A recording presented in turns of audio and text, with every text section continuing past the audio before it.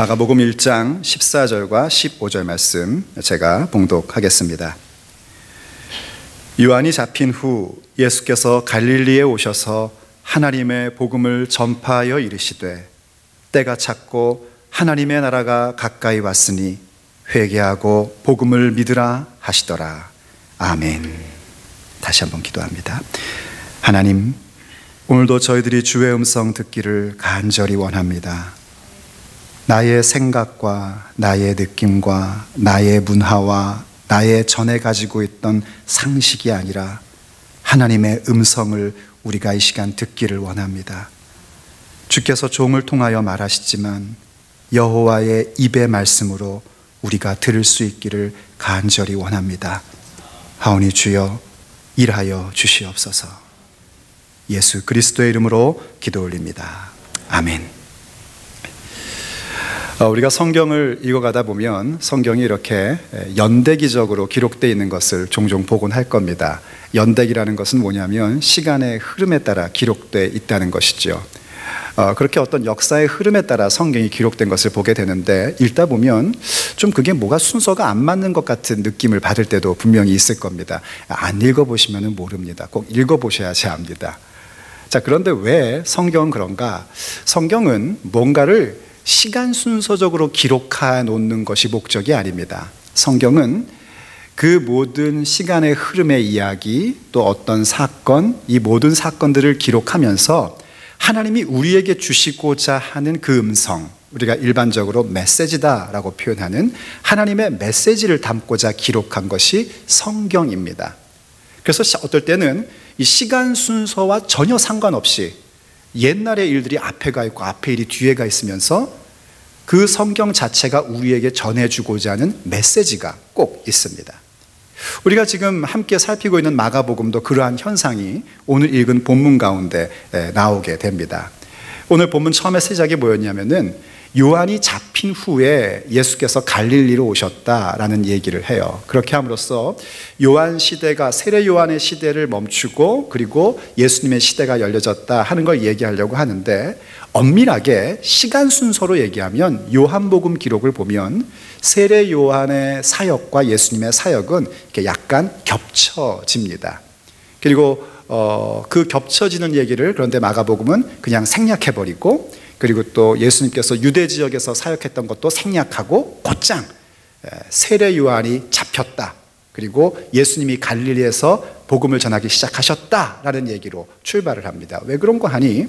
마가복음이 뭔가 이야기하고자 하는 메시지가 있기 때문입니다. 그건 뭐냐면 세례 요한으로 정의된, 세례 요한의 시대로 정의되는, 우리 현대인들이 이해하기 쉽게 얘기하면 구약의 시대가 이제는 끝났고 예수님으로 말미암은 신약의 시대가 출범했다, 런치했다 하고 얘기를 해주고 있는 겁니다.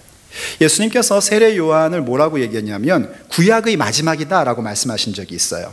그래서 구약 시대의 모든 일들이 끝나고 이제는 예수님을 통해서 하나님의 놀라운 구원의 역사가 새롭게 예수 그리스도의 새 언약을 형성하고 체결하고 만들어서 새로운 시대가 도래되는, 언약의 완성이 도래되는 일들이 이제 예수님으로 말미암아 출발한다 하는 것을 얘기해 주는 겁니다. 그래서 마가복음은 우리가 지난 시간까지 살펴봤던 이렇게 프롤로그라 그럴까요? 서막이라 그럴까요? 그러한 내용이 멈춰지고 이제 예수님의 사역을 본격화하여 우리에게 이야기를 해주려고 하는데, 그 이야기에 있어서 이제는 옛 시대의 방법이 아닌 새로운 시대, 예수 그리스도의 복음이 시작된다 하는 걸 알려주고 싶었던 겁니다. 그래서 그 예수님께서 이제 무엇을 하시는가? 이제 앞으로 마가복음은 계속해서 그 얘기를 해줄 겁니다.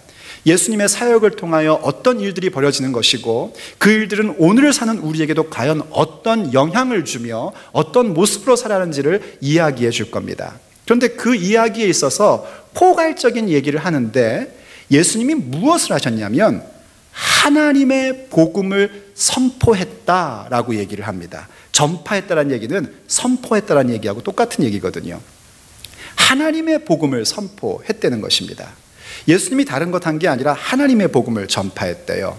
이때 하나님의 복음이라는 것은요, 이게 그 성경 언어의 문법상 굉장히 그 애매한 어떤 느낌을 갖게끔 하는 문법인데요, 이 하나님의 복음이라는 그 문법을, 성경 언어적인 그 독특한 문법을 사용해서 두 가지의 의미를 우리에게 줍니다. 하나는 뭐냐면 하나님으로부터 온 복음이다 라는 의미가 있고요, 또 다른 하나는 하나님에 대한 복음이다 라는 의미가 있습니다. 이해가 되십니까? 하나님의 복음 하면 그냥 뭐 하나님의 복음인가 보다 이렇게 생각하시면 안 되고, 하나님으로부터 온 복음 그리고 하나님에 대한 복음, 이 두 가지의 의미를 한꺼번에 다 얘기해 주고자 하나님의 복음이라는 어떤 그 문법적 용법을 사용을 하고 있는 겁니다. 그러니까 무슨 얘기를 하려고 하는 거냐면, 예수님께서 지금부터 시작하는 새로운 그 일, 그게 그냥 어떤 한 사람이 하나님을 향한 열정을 가지고 출발한 그런 내용의 얘기가 아니라 하나님으로부터 온, 하나님에 대한 분명한 기쁜 소식임을 얘기해 주고 있는 겁니다. 예수님께서 지금부터 하시는 모든 말씀들과 예수님의 모든 사역은 하늘로부터 온 권위라는 겁니다. 대제사장이나 유대인이나 바리새인들이나 혹은 사두개인들이나 이러한 사람들이 가진 세상이 주는 권위가 아니라 하늘로부터 임한 권위로서 예수님께서 하나님의 복음을 전파하신다는 겁니다. 그게 중요합니다. 자, 그런데 바로 그렇게 예수님께서 전파하시는 하나님으로부터 온 하나님에 대한 복음은 무엇이냐면, 한마디로 하나님 나라의 메시지입니다. 그래서 마가복음이 바로 그러한 부분들의 포괄적인, 예수님의 그 복음 전파하시는 사역의 포괄적인 이야기를 15절에서 한 줄로 우리에게 설명을 해줍니다. 한번 15절을 같이 한번 읽어봤으면 좋겠습니다. 앞에 보시면 있고요, 또 성경도 보시고요. 15절 같이 읽어보죠. 시작. 이르시되 때가 찼고 하나님의 나라가 가까이 왔으니 회개하고 복음을 믿으라 하시더라. 아멘. 예수님의 선포 순서대로 우리가 한번 좀 생각을 해보고 싶습니다. 일단 때가 찼다라고 말씀을 하셨어요. 예수님의 복음의 그 모든 본질을 포괄적으로 얘기하는 데 있어서 첫 마디가 뭐였냐면 때가 찼고입니다. 이건 한국어뿐만이 아니라 원문도 똑같습니다. 때가 됐다는 것입니다. 이때 때라는 건 뭐냐면은요, 시간이 지났으니 점심때가 되었네, 시간이 지났으니 잘 때가 되었네, 이런 때가 아닙니다. 이때 때라는 건 뭐냐면 어떤 시점을 얘기를 하는 겁니다. 그냥 시간이 흘러가는 차원이 아니라 이 흘러가는 시간 가운데 어떤 포인트를 딱 얘기를 하는 거예요. 어떤 시점을 딱 얘기하는 겁니다. 그래서 이때 얘기하는 그 때라는 단어는요, 구체적인 걸로 얘기할 때는 기회, opportunity라는 표현으로도 해석이 되고요, 때로는 위기, crisis라는 단어로도 해석이 됩니다. 바로 그런 때입니다. 어떤 시점이 오게 되었기 때문에 기회이기도 하고 위기이기도 한 그런 때를 말하는 겁니다. 그래서 여기 지금 때가 찼다라는 얘기는 뭘 얘기하는 거냐면, 하나님의 어떤 그 구원의 사역, 하나님께서 이 반역한 인류들을 살리셔서 어떻게 해서든지 당신 자녀로 삼으시고자 하는 그 사역에 대한 최종적 시점이 왔다는 것입니다. 그게 예수님입니다. 지금까지 율법이나 혹은 어떤 다른 것들로 제사로서 그렇게 하나님 앞에 나아갈 수 있는 길이 있었는데, 이젠 그게 아니라 때가 차서 하나님의 구원의 최종적 시점이 왔다는 겁니다. 그래서 그 최종적 시점이 온 것이 어떤 이에게는 기회가 되고 어떤 이에게는 심각한 위기가 되기도 하는 것입니다. 그래서 그렇게 때가 차가지고 우리에게 찾아온 기회가 뭔가, 그 찾아온 기회가 뭐냐면 하나님 나라가 가까이 왔다는 겁니다. 하나님 나라입니다. 우리가 찬미했던 바로 그 하나님 나라, 그게 바로 때가 차서 하나님의 타이밍 가운데에 어떤 시점이 되어 우리에게 놀라운 찬스로 오게 된 것입니다. 이게 바로 핵심입니다. 예수님의 복음의 핵심은 뭐냐면 하나님 나라에 있는 것입니다. 그래서 우리는요, 하나님 나라에 대한 개념을 명확하게 가지고 있어야 되고, 하나님 나라에 대한 신앙의 고백을 굳건히 붙잡는 자가 되어야 됩니다. 여러분, 한번 스스로 답해 보십시오. 여러분, 교회를 왜 오십니까? 여러분, 신앙을 갖고 있는 이유가 뭡니까? 어떤 분들은 그럽니다. 교회에 오면은 마음이 이렇게 평화로워져서 교회에 온답니다. 물론 그런 현상도 있겠죠. 하지만 신앙을 갖는 것은 내 마음에 내가 그리는 평화를 갖기 위해서가 아닙니다. 정말 말씀으로 믿음을 가진 분들은 다 경험하는 건데, 평화가 아니라 어떨 때는요, 스트러글이 옵니다. 싸움이 오고 갈등이 오고 고민이 오는 게 신앙입니다. 마음 편하기 위해서 신앙생활하는 거, 그거 목적 아닙니다. 또 어떤 분들은 자기 성취를 위해서 교회를 다닌다고 생각하는 분들도 있습니다. 정말 그렇습니까? 천만에요. 주님은 우리에게 자기를 부인해야 된다고 했지 자기를 성취하라고 말씀하신 적이 없습니다. 자기 성취를 위해서 교회를 다니면 반드시 신앙생활을 실패하실 겁니다. 또 어떤 분들은 교회를 다니면서 하나님 앞에 도움을 받고자 교회를 옵니다. 신앙을 갖는다고 합니다. 사업의 문제가 해결되고, 자녀 문제가 해결되고, 인간관계 문제가 해결되고, 좋은 학교를 가고, 좋은 직장에 취직하고, 승진을 하고, 이런 것들을 하나님 앞에 구해서 받고자 내가 믿음을 가졌다라고 얘기합니다. 물론 그런 것도 있습니다. 물론 하나님께서 여러분이 주님 앞에 간절히 구할 때 응답하시기도 합니다. 하지만 그것도 우리의 믿음의 목적은 아닙니다. 믿음의 목적이 애매모호해지니까 사람의 신앙이 물결을 치는 겁니다. 또 우리처럼 이렇게 이민 와 사는 사람들은요, 교회 다니는 목적이 꼭 스트레스 풀러 오는 그런 경우들도 있습니다. 이민 와가지고 말 설죠, 문화 설죠, 나가서 정말 백인들이랑 경쟁하면 맨날 지는 것 같죠. 사실은 그런 거 아닌데도 불구하고 괜히 손해보는 것 같고, 뭔가 차별을 당하는 것 같고, 이러한 모든 억압과 분노와 원통함을 교회 와서 좀 풀어야겠다, 이런 분들도 종종 봅니다. 결코 올바른 믿음이 될 수 없습니다. 그런 목적으로 우리가 신앙을 가지면 우리는 신앙에 결국 파선을 갖게 될 것입니다. 믿음의 목적은 오직 한 가지입니다. 하나님 나라입니다. 다른 표현을 하면 천국이라고도 표현하고 하늘나라라고도 표현하는 하나님의 나라가 믿음의 목적입니다. 왜 예수 믿는가? 하나님 나라입니다. 왜 신앙생활하고 그렇게 우리가 헌신하며 봉사하는가?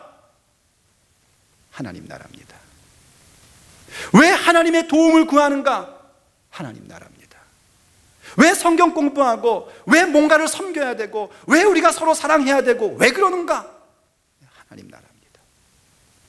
하나님 나라 외에는 우리에게는 아무것도 없습니다.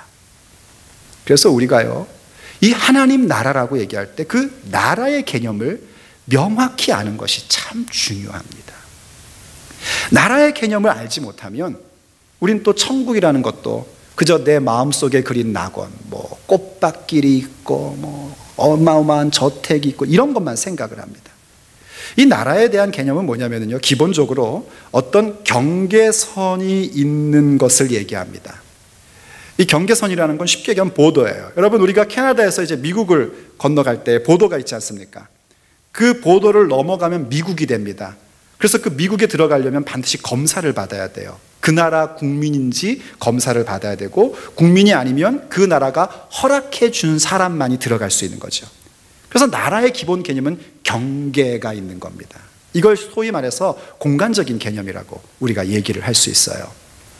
그런데 그 경계가 단순히 그냥 선 그어 놓은 경계가 아니지 않습니까? 선 그어 놔서 경계인 게 아니에요. 여러분 제로 애버뉴 지나가 보신 적 있습니까? 제가 이 제로 애버뉴 지나갈 때마다 참 묘해요, 느낌이요. 그냥 조그만 뒤치 하나, 또랑 하나 두고 길이 두 개가 있는데, 이거는 미국이고 지금 내가 가는 건 캐나다예요.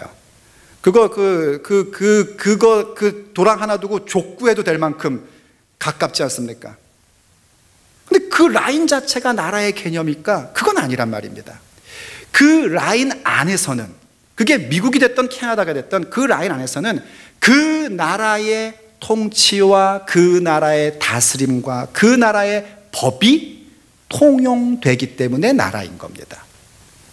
그래서 나라, 사실은 성경에서 얘기하는 하나님 나라라고 할 때 그 나라라는 것은 킹덤, 왕국을 얘기하는 것인데요, 옛날 시대의 왕의 다스림, 왕의 통치, 그 왕의 룰, 그것이 통용되는 지역이 킹덤입니다. 그게 왕국, 그게 나라예요. 그러므로 우리가 이 나라를 생각할 때는 이 두 가지의 개념을 항상 잘 간직해야 됩니다. 공간적인 경계, 보도가 딱 쳐져 있는 그 나라와 그리고 그 다스림, 통치가 있어야 되고 그 룰이 통용되는 자리인 나라의 개념을 둘 다 가져야 됩니다. 왜냐하면 성경은 우리에게 하나님 나라를 얘기해 줄 때에 이 두 가지의 부분을 다 말해주고 있기 때문입니다. 일단 그 경계의 어떤 공간적인 개념은 뭐냐면요, 사실은 미래적인 하나님 나라입니다. 그 공간에 완성된 하나님 나라. 하나님 나라가 아직 안 이루어졌다는 얘기가 아니라 우리가 들어가야 그게 진짜 우리에게 의미가 있는 하나님 나라이기에 나의 완성을 의미하는 데서 완성된 하나님 나라, 미래의 하나님 나라입니다. 그거는 우리가 주님 앞에 서는 그날입니다. 천국, 예수님 만나는 그날. 우리가 그 믿음 갖고 살아야지 됩니다. 그 천국에 들어가고자 여러분들이 믿음의 삶을 살아야 됩니다. 제가 누누이 얘기하지만 왜 아이들에게 믿음을 넣어주는가? 좋은 대학 가게 하려고 믿음 넣어주는 거 아닙니다. 천국 들어가게 해주려고 하는 것입니다. 아무리 여러분 자녀가 좋은 대학 나오고 좋은 직장 다니고 좋은 가정 꾸리고 떵떵거리고 살아도 천국 못 들어가면 거기에는 트라이 어게인이 없어요. 그때는 한국말이 딱 맞아요. 꽝입니다. 아무 의미가 없는 겁니다. 우리의 믿음은 그곳에 있는 것입니다. 그곳에 들어가는 게 우리의 인생의 최고의 목적이고 우리의 삶의 전부가 되어야 합니다. 그런데 그곳에 들어가는 게 성경이 가르침이 뭐냐면 성경이 바로 그걸 얘기해요. 복음서도 우리에게 천국에 들어가는 것을 얘기하고요, 모든 서신서들도 그 천국에 들어가는 부분에서 분명히 우리에게 얘기를 해줍니다. 하나님의 도성이라는 표현도 나오고 본향이라는 표현도 나옵니다. 그런데 그 천국 들어가는 것이요, 현대 기독교인들이 생각하는 것처럼 그렇게 만만하게 낙관적이고 낭만적인 것은 아닙니다. 천국 입성에 대해서는 성경이 언제나 엄중함을 얘기를 합니다. 달란트의 비유, 열처녀의 비유, 준비할 것을 준비하지 못했던 사람들이 들어가지 못하는 모습, 하나님이 맡긴 것을 제대로 남기지 못한 사람들도 못 들어가는 그 모습, 양과 염소 가운데 헐벗은 자들을 섬겨야 되는 것에 대하여 섬기지 못한 사람들도 들어가지 못하는 그 엄중함이 있는 게 우리 천국에 들어가는 그 입성의 조건입니다. 요한계시록에서는 뭐까지 얘기하면은 우상 숭배하는 자들, 혹은 음행하는 자들, 혹은 거짓말하며 말을 만들어내는 자들도 그 성의 문으로 들어갈 수 없다라고 얘기를 합니다. 물론 그렇다고 해서 그 성에 들어가는 것, 우리가 천국에 들어가는 것이 무섭고 힘든 것만은 아닙니다. 왜냐하면 그 천국은 우리의 집이기 때문입니다. 우리의 본향이기 때문입니다. 왜 우리의 본향이고 우리의 집인가? 그 천국의 주 되신 하나님이 나와 우리의 아버지이시기 때문입니다. 그래서 우리는 그곳을 바라보며 우리의 믿음의 길을 가는 것입니다. 저희 부부가 좋아하는 찬양 중에 여러분 이제 다 아시죠? 길이라는 거 있지 않습니까? 저는 그 2절이 참, 저는 항상 이렇게 뭐라 그럴까요? 그 가슴에 와 닿습니다. 그 2절 아시죠? 왜 이러지 않습니까? 자, 한번 해볼게요, 오랜만에. 내 집은 갈릴리 저편 푸른 풀밭 쉬갈 수 있는데 내 사명 다하기까지 갈 수 없네. 그리운 내 본향지, 그리운 내 본향지.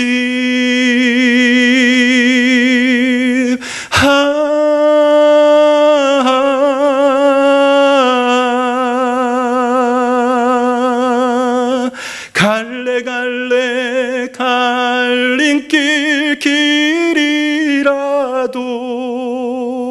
내게 주신 주의 길 따라가려.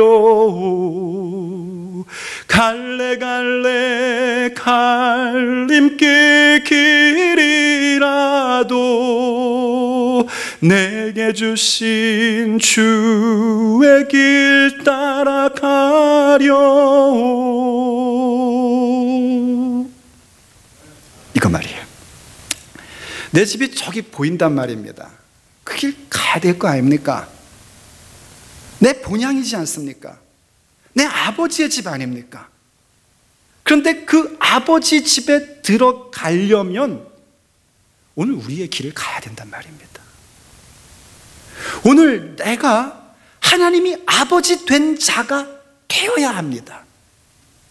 그런 의미에서 하나님의 나라는요, 그 경계선이 있는 우리가 가야 될 미래에 완성된 하나님 나라가 임하기 전에, 그 나라에 들어가기 전에 또한 알아야 될 하나님 나라가 있단 말입니다.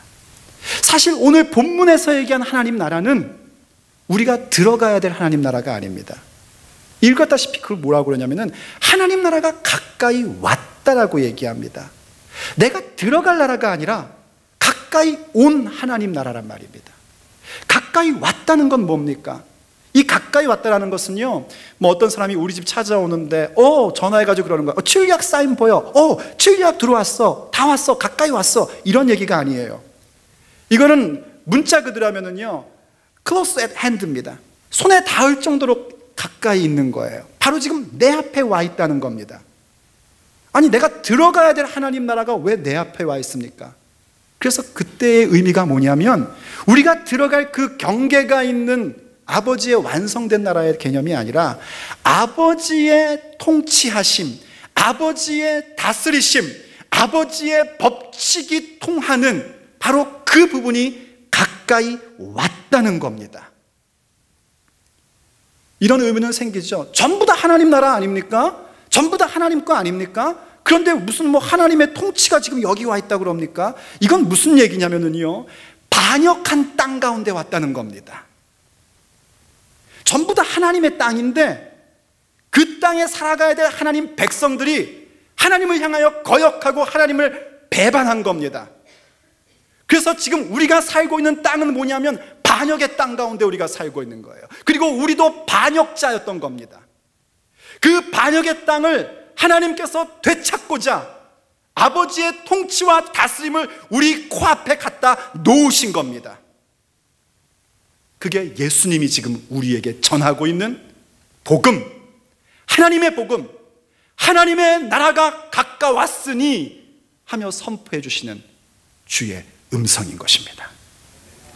그걸 알지 못하면 여러분이 아무리 천국에 들어간다고 믿고 또 믿고 믿는다고 아무리 고백을 해도 그 천국은 여러분의 것이 안 됩니다.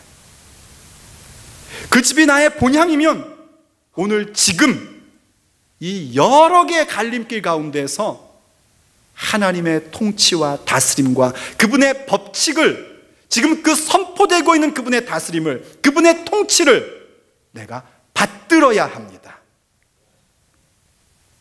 이런 부분을 또 설명해 주기 위해서요, 누가복음이 이런 말씀을 우리에게 가르쳐 준 적이 있습니다. 누가복음 17장 20절과 21절을 보면은요, 바리새인들이 하나님의 나라가 어느 때 임하나이까 묻거늘 예수께서 대답하여 이르시되 하나님 나라는 볼 수 있게 임하는 것이 아니요 또 여기 있다 저기 있다고도 못하리니 하나님의 나라는 너희 안에 있느니라 하고 말씀하세요. 유대인들은요, 하나님의 나라가 어떤 정치적인 싸움에 의하여 다윗 시대와 같은 그런 유대 나라가 생기는 게 하나님 나라라는 그런 오해들을 하고 있었습니다. 그래서 얘기를 하는 겁니다. 하나님 나라가 언제 임하는 거예요? 그래서 예수님이 얘기해 주시는 거예요. 하나님 나라는 여기저기 무슨 뭐 로마를 뭐 부수고 뭐 그리스를 엎고 이런 거 아니다. 여기 있다 저기 있다는 것이 아니라 하나님 나라는 너희 안에 있느니라 하고 말씀하고 계시는 거예요. 근데 이때에 이제 이걸 가지고 교회에서 흔히 그 소위 말하는 내 마음의 천국, 심중 천국을 얘기를 합니다. 이 심중 천국의 의미가 뭐냐면 이런 거 아닙니까? 이런 얘기 하잖아요. 저 위에 그 헤드 오피스 본점이 있고 여기에 브랜치 지점이 있다. 그래서 이렇게 내 마음이 평화롭고 내 마음이 기쁘고 요거이 심중천국이다 라고 자꾸 생각을 해서, 그게 참 정서적으로는 좋은데 성경의 가르침과는 전혀 다른 얘기예요. 그렇게 생각을 해서 아예 이 너희 안에 있다라는 이 해석에 대하여, 이게 여러분 마음속에 in your heart의 의미가 아니고요, among you입니다. 여러분 가운데 이렇게 지금 하나님의 다스림이 와 있는 겁니다. 이렇게 제가 여러분들에게 가르쳐 드립니다. 그런데 하나님의 나라가 지금 나에게 가까이 와 있는, 내 손에 닿는 이 순간에 하나님의 통치가 와 있고 하나님의 선포가 와 있는 이 순간, 이 현재의 모습, 이게 하나님 나라라는 것을 여러분들이 명확히 알고 있다면 이건 in your heart든 among you든 사실은 상관이 없습니다. 여기 바리새인들은요, 예수 그리스도를 거절했던 사람들입니다. 예수 그리스도를 거절한 그들에게도, 지금 반역하고 있는 그들에게도 하나님의 통치의 선포는 와 있는 겁니다.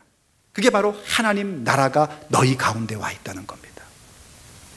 바리새인, 예수 그리스도를 거절하는 그들의 가슴 속에서도 예수님이 오셔서 사역하는 것을 보는 순간 하나님의 통치와 하나님의 법칙은 그들 마음속에 지금 공격해 들어온 겁니다.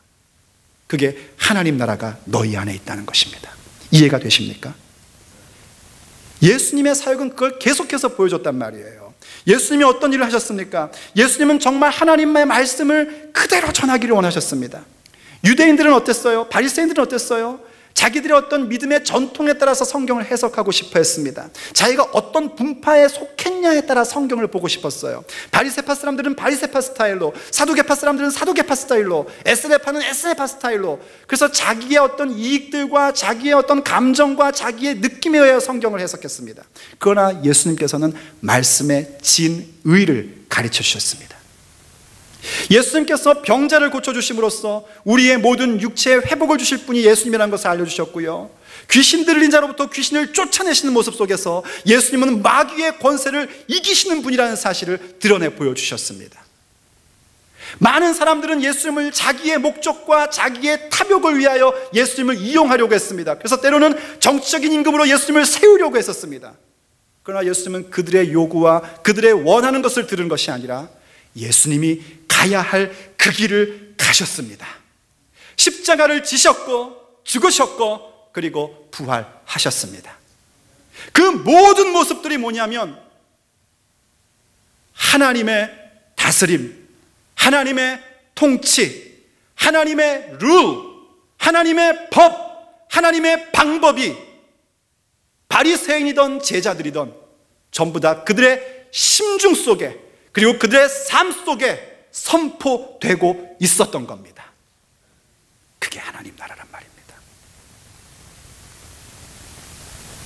그래서 무엇이 중요하냐면 그 선포된 하나님 나라가 나에게 와 있을 때 내가 어떤 반응을 보이느냐란 말입니다.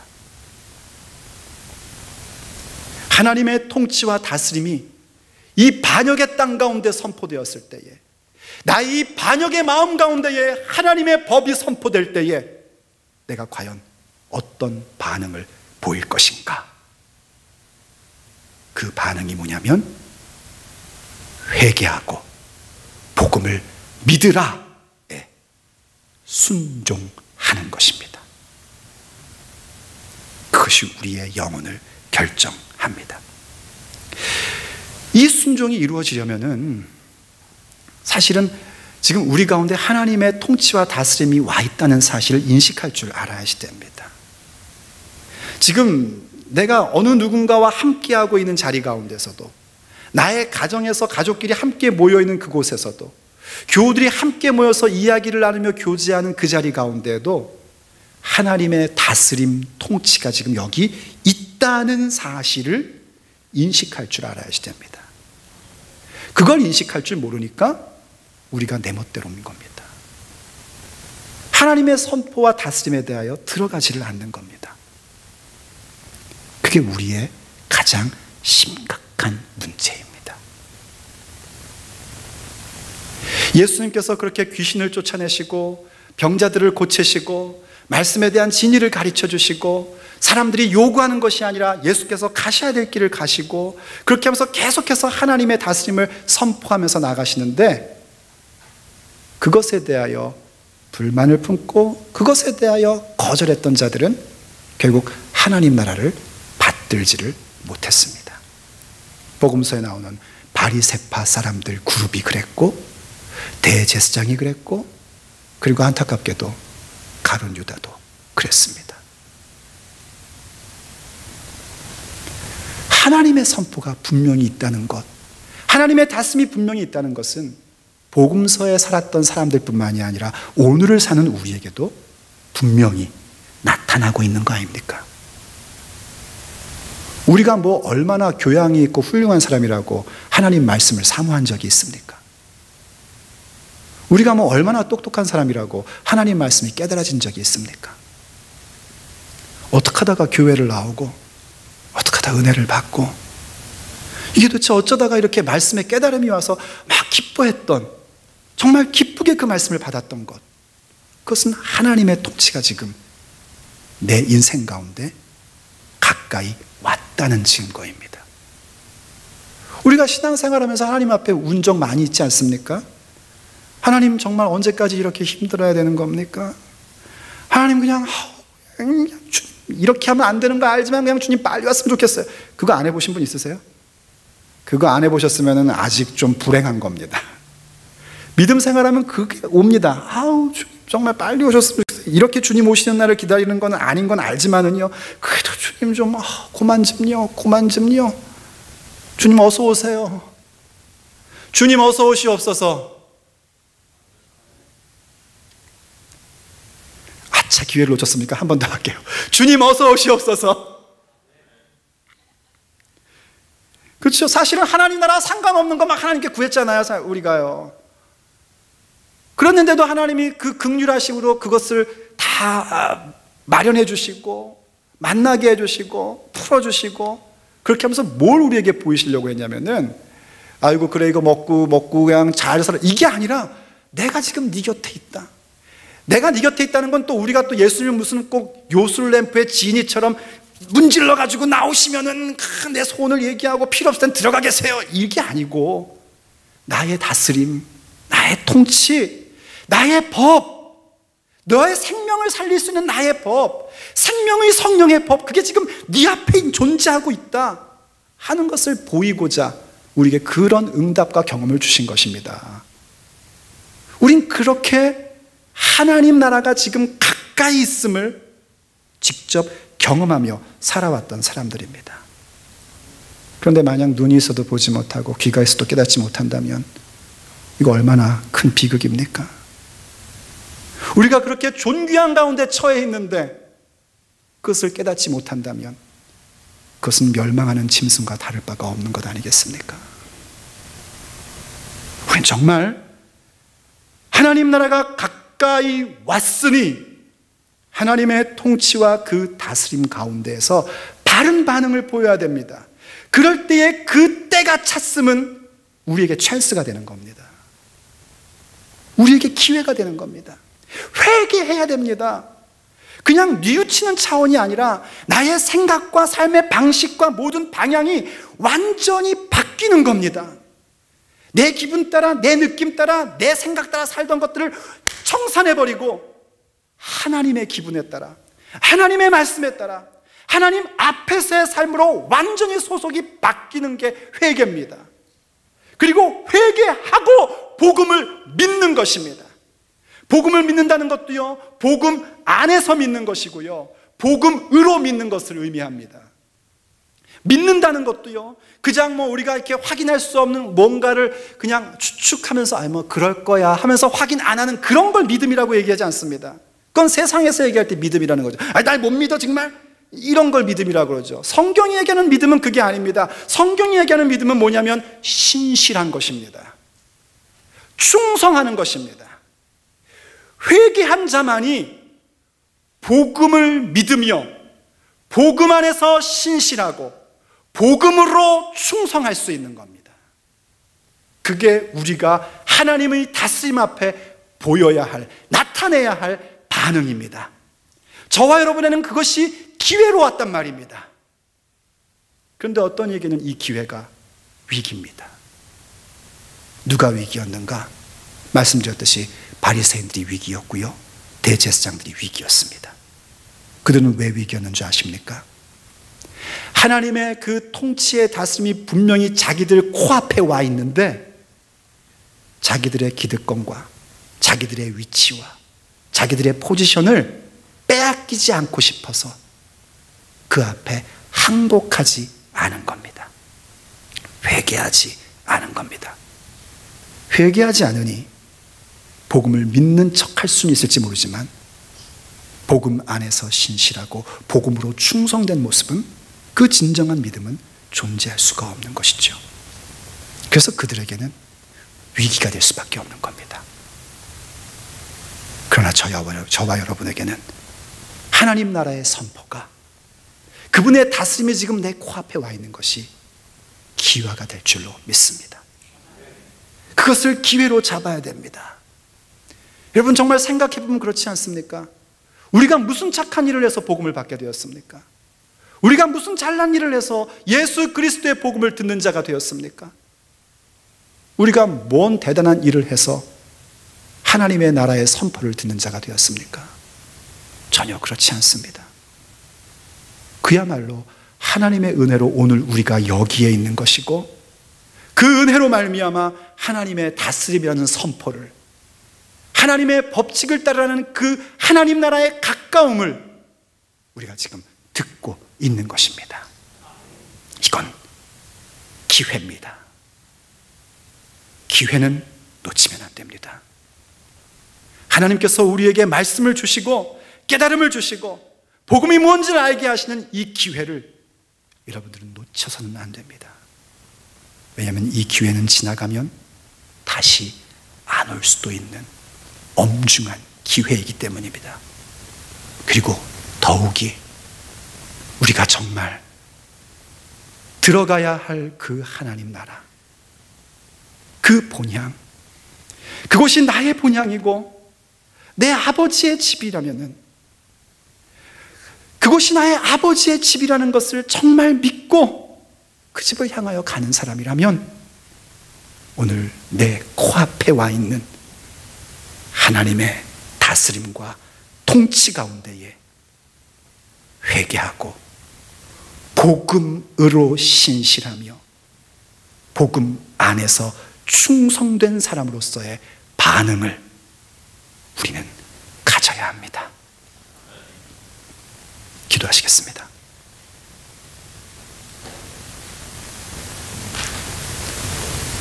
사랑하는 아버지, 우리 집은 갈릴리 저편 푸른 풀밭, 쉬 갈 수 있는 곳인 것을 고백합니다. 하오나 주님, 그 집에 들어가기 위하여 우리는 오늘 하나님의 나라의 선포 가운데에 그것을 기회로 잡고 회개하며 복음을 믿는 자가 되기를 원합니다. 하오니 주여, 우리에게 선포된 하나님의 다스림, 우리에게 선언된 하나님의 통치, 우리에게 가르침으로 오고 있는 하나님의 법칙, 이것에 대하여 받아들이고 회개하고 믿는 자들이 되게 하여 주시옵소서. 하나님, 우리를 용서하여 주시옵소서. 우리가 이 세상에 살아가면서 가졌던 생각과 말과 행동들 가운데에 회개하고 복음을 믿는 것이 아니라 내 생각과 내 멋대로 말하고 생각하고 행동했던 것들도 있었습니다. 하나님의 다스림을 인정하지 않기에 우리의 말과 생각과 행동에 그 모든 것들이 있었기에 오늘 회개하오니 우리를 씻어 주시옵소서. 그리고 오직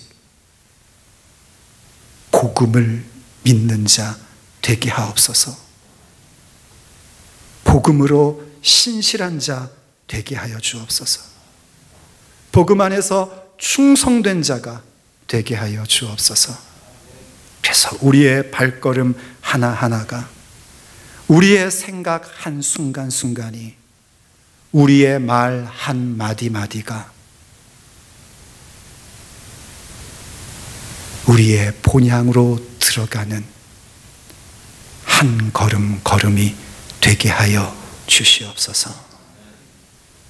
우리 주 예수 그리스도의 이름으로 간절히 기도 올립니다. 아멘.